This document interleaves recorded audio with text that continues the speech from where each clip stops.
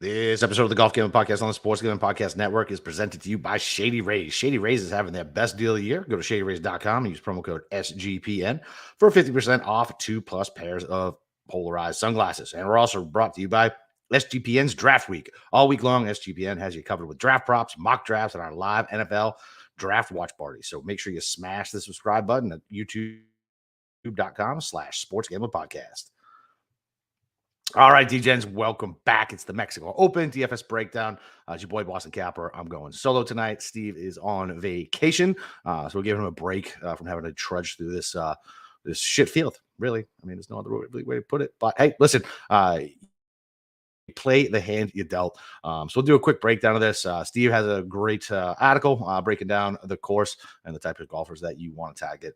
So you make sure you read that before you plug in any of your DFS lineups. He will be back tomorrow for the betting show. So yeah, he should be nice, well rested, hanging out by the beach and not having to try to break down this field. Like I said, boys, we're going to keep it kind of short and sweet. It's Monday night, 8:50. Kind of see where ownership's starting to congregate. Obviously, that'll change, and we'll just go through some of the guys that I like, and maybe some of the guys that you might want to avoid. So fuck it, man. Let's just jump right into it because there's no grab ass. Steve isn't here. So yeah, I mean, look, John Rahm, 12,000. What are you going to do with him, right? I mean, he's showing at 25% right now. I mean, really, you just kind of got to decide on what you're going to do. Is he going to be uber chalk? I mean, he's clearly the fucking best player here, along with him and Tony Finau. They're, heads and shoulders above the rest. So you're going to jam him in at 12 and then, shoot some dots down in the 6K range. I don't hate it. I mean, he won last year when he was the overwhelming favorite. Now he's, under 3-1 to win. Yeah, man, I don't know what to do. I think this will probably be a pure ownership play, right? So, I mean, if you see that Rahm is, 40%, do you want to fade 40% and hope that he doesn't win? Because at 12K, I mean, I think he has to win, right? There's a reason he's under 3-1 favorite, though. Yeah, I honestly don't know what I'm going to do up here. I mean, Tony's getting about the same, 22%, 1,300 savings, right? He's still 10-7, so you're still going to have to get ugly. So if you want one, you have to play one of these top guys, right? You have to. I think you're getting too cute if you don't. Tony's been kind of a mess off the tee. Not a mess, but he's not gaining how he has been off the tee. And, to reference Steve's article, the type of golfers that I'm looking at, right? I want you long, I want you straight, I want you good with the long irons. It's that simple, right? I mean, it really is. I mean, this place, I think it was 17 under, 16 under last year. I mean, John Rahm went out and did what everybody thought he was going to do. Can he do it again?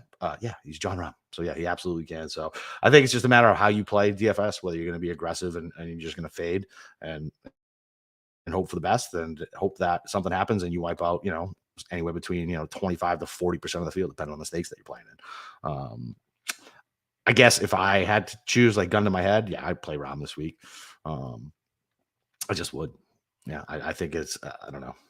I guess it depends, right? So if you're doing single entry, three max, or you're doing 20 or, yeah, I mean, that's a decision you got to make. I'm fine with playing Rahm. I mean, there's some junk down in the 6K, but I mean, really junk stats, under 8K, really in the 8K region. I mean, shit, this guy's 9K that are gross. So, I mean, any lineup you build this week is going to be gross. So, I mean, is John Rahm going to completely blow up here against this field? Odds are no, right? So, it's funny. I think 12K is a safe play, but it really might be because then you go down to the 9K range. You got guys like Davis Riley. Oh wait, he already withdrew. And so you got Wyndham Clack, right, getting all the ownership. Windy C, Gary Woodland, just about the same. Nikolai Hogard is getting about 15. And you got Mav McNeely, Rogers. I mean, everybody's congregating to the same guys, right? So it's Wyndham, Woodland, then Patrick Rogers, and then Hojgaard. Benny Ann's getting some love too. I mean, out of these guys, like, I don't want anything to do with Pendrith. I know he's fucking long and he's good with his long irons, but he's been hot fucking garbage lately. Patrick Rogers, I bet you his ownership will climb. He might be the second highest owned, if not, maybe the third. Yeah, I don't know, man. Rogers obviously a good fit here, just based off how he plays. And, look, he top 10 tier last year against the same kind of garbage field. So at 9,300 like that, I want nothing to do with McNeely ever. I love Gary here. I'd rather play Gary than Wyndham Clack. I just would. It's the devil I know, and I'm not a huge Wyndham Clark guy, so I think that kind of helps. I like Benny Ann a lot too. Long off the tee, longer than I thought. Really, when I looked at it, you know, I was surprised with driving distance gained. He's sixth in this field overall. Definitely longer than I thought. Obviously played well at the Valero. His ball striking's fine. Long iron's okay, right? So Benny Ann, plus he's a good dude to root for, man. I don't mind that at all. But yeah, I mean, you're gonna have to make a decision, right? Like Wyndham Clark's gonna be Ubachak, Chalk, and I don't know, Højgaard. I mean, how many normal people are playing this week at the Mexico Open in DFS, right? So when you see Højgaard with a 15% ownership already, you tell. I mean, it's it's a bunch of golf freaks like us that are playing. So he's not like going under the radar. He's a good fucking player, right? So and everybody knows it. So, but I think I still rather play Gary. I think, yeah, Gary and Benyon. Well, yeah, I guess Gary and Benyon for now is who I want to play out of here. And maybe just bet Rogers. I think that's the play. Yeah, I think so. Because fuck Taylor Pendrith. Like, I'm not playing him and watch him go out and win. But yeah, I would definitely take him on that.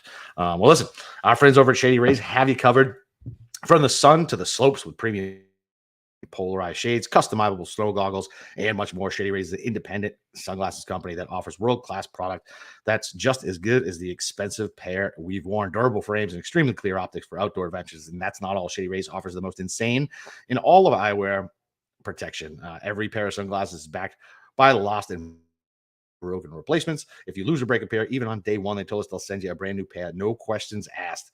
Wear your Shady Rays with confidence because they have your back long after your purchase. With Shady Rays, you can look good and feel good. To date, they've donated over 20 million meals to fight hunger and with Feeding America. And if you don't love them, you can exchange them for a new pair or return them for free within 30 days. There's no risk when you shop with Shady Rays. Their team always has your back. So exclusively for our listeners, Shady Rays is giving out the best deal of the year. Go to shadyrays.com and use promo code SGPN for 50% off 2 or more pairs of polarized sunglasses. Try for yourself the shades that are rated 5 stars by over 200,000 people. All right, man. Yeah, so this is where it really starts getting gross. I mean, 8K. Let's take a look. So I mean, you got the likes of Bo Hostler at fucking 8,800, Ben Matten at 86, Grio 85, Smalley at fucking 84. I mean, this is. I mean, listen. I guess the sticker shock is. I think we're used to it now with a lot of these, non-premier events, and you see some of this shit. You're like, oh my god, how is this guy this price? But listen, I guess. I think some of the guys are mispriced, right? Like, I don't know. I guess Matt Wallace is probably underpriced. I mean, the guy just won a couple weeks ago and he's below SH Kim. So I don't know. Like, I like Matt Wallace here, obviously. Just, and look, he won Corrales. I don't know if that's a comp course or not. But I mean, look, I was a Matt Wallace guy for a long time and I finally tapped out and then he wins. So, and look, he's long off the box too. He's better with his mid-range irons, not his long irons, but at 8,100, I'm fine with him. Jaeger, great with scoring, long enough off the box, kind of does everything okay. Doesn't really have a huge, doesn't have a huge gaping hole with skill wise as far as like what his skill set is. I'd be all right with him. But if he's gonna be like 15%, then no, like I'm not playing Jaeger at fucking 8,200. The high rates. Putnam, no. Hostler, no. Aaron Rod. I don't think I can do it. I think he's too short. Like this course. I mean, I know some of the short knockers last year got there, but I don't know if I can bet on it again. And then it's the same thing. He kind of starts out strong and fades. Like my boy Cam said, maybe a first round lead bet. And then Ben Madden, wicked short, but putts his ass off. Does everything pretty well. Obviously has had a good season so far. So Ben Martin, depending on ownership, maybe him too. Higo, not for me. SHKM's not for me. Homeless Hubs, not for me. Yeah, I mean, this K range is something. Why is Will Gordon less priced than Robbie Shelton? I don't know. Yeah, I guess Robbie's actually been playing better. Yeah, I guess. Well, fuck it. Let's just go to the 7K range, right? There's so many guys in here. I told you guys we're just gonna breeze through this tonight, man. Tell you some of the guys that I like and some of the that I don't. I, and I also fucking hate solo pods. Just sitting here talking to myself. So Will Gordon's not getting as much ownership as I thought. Luke List, I think, is a good play. I think I'm going to bet him outright as well at his price, just because. Listen, man, his talent.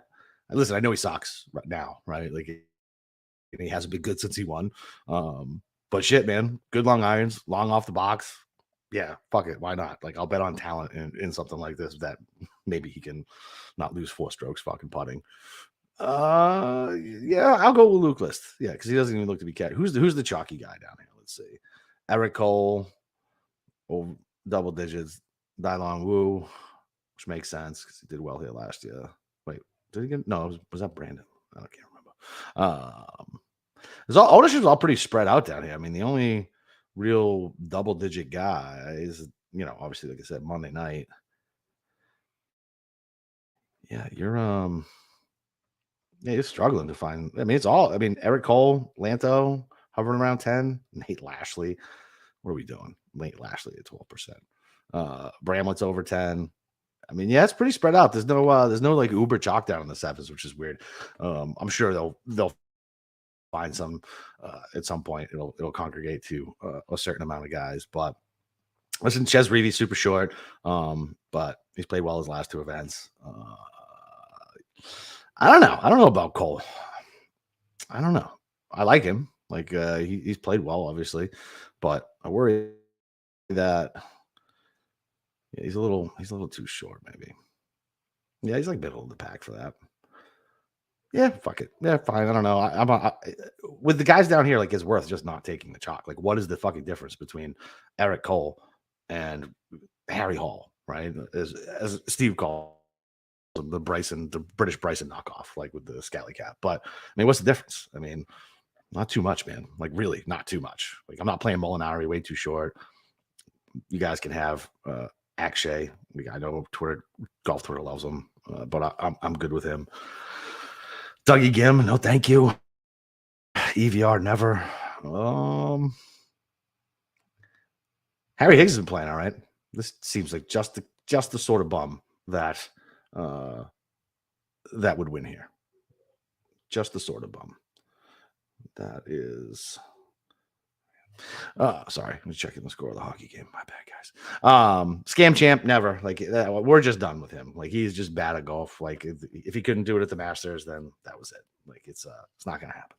So, yeah, I'm done with him. So I guess who do I fucking even like down here? Grayson Sig, maybe. He's kind of short too. He hasn't been playing really well. I'm done with Ekrat for a while. Yeah, I mean, I guess Malnati, I guess. Yeah, Peter Malnati, Higgs. Like, just lower owned guys. Pick your own fucking, like, pick a loser down here. Like, none of these guys are good.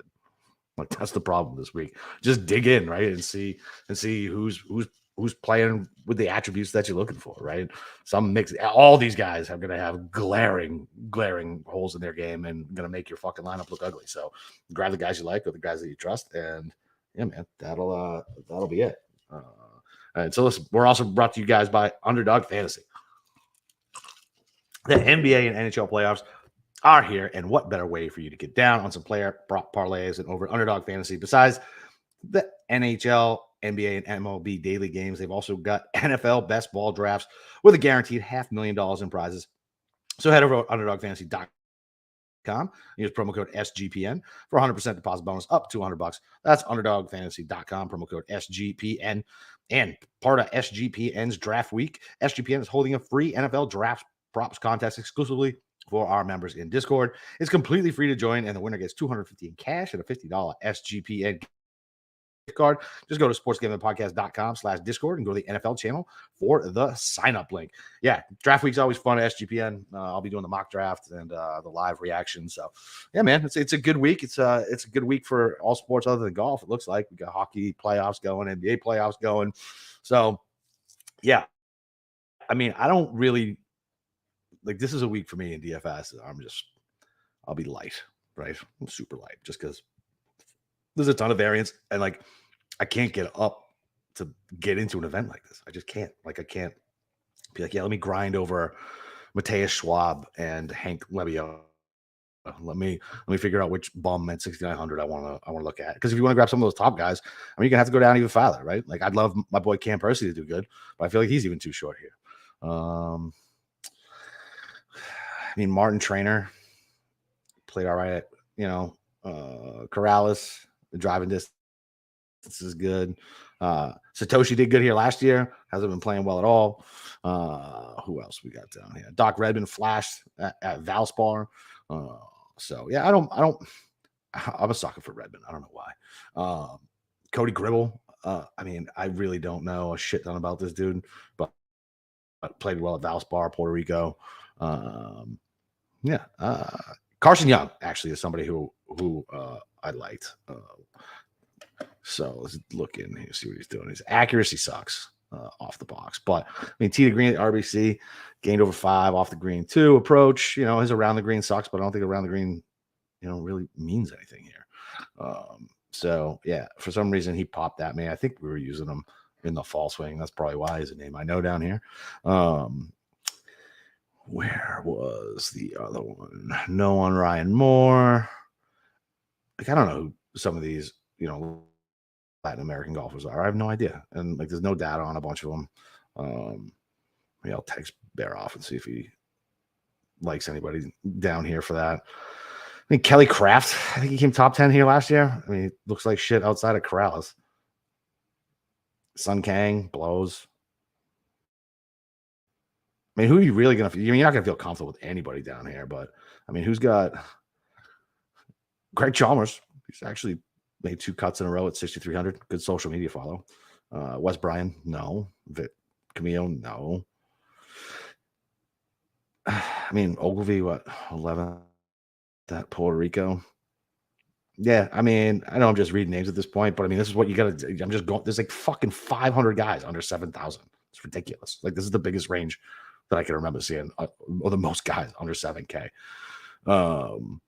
Yeah, there's nobody down here that's going to give you the woman fuzzies at all. I would say Cass and Young, throw a fucking dot if you're going underneath 65. In reality, you're throwing dots down here anyway. But if you grab Rahm, you might have to get down here unless you like a couple of those guys in the 7s. Party Marty's too short. Ryan Armour's too short. I have to dig in this Cody Gribble guy. 7th at Valspar, 7th at Mexico. What about the guy who just won in Puerto Rico? Where's he at? Just missed the cut at RBC. T28 of Valera after he missed the cut at the Players in Valspar after he won Puerto Rico. That's not too bad. Don't mind him. Orchid Ira there. Yeah, I think that's where I'll fucking be. I think that's where I'll be. I mean, look, like I said, this is it's a garbage field, and I just breezed through it in like 20 minutes because reality, not that much to talk about. Like I haven't dug into this stuff yet because I'm not like it's just a dart throw down here. It's bad, like real bad. So. Yeah, I mean, I guess pay attention to the ownership, right? Your biggest decision is whether you're going to use Rahm or Finau, right? You got to use one of them, I think. You have to. And then what do you do after that? Can you do a 9K guy with it? Yeah, let's play around and see what we can get. Yeah. Dead air time. Yeah, because I wonder what it would actually look like if you go Rahm, and then let's say you take Rogers. That leaves you with 7,100 for your last 4 golfers. So let's just say I dig into Gribble and I like Gribble. 67. Who's another 6K guy?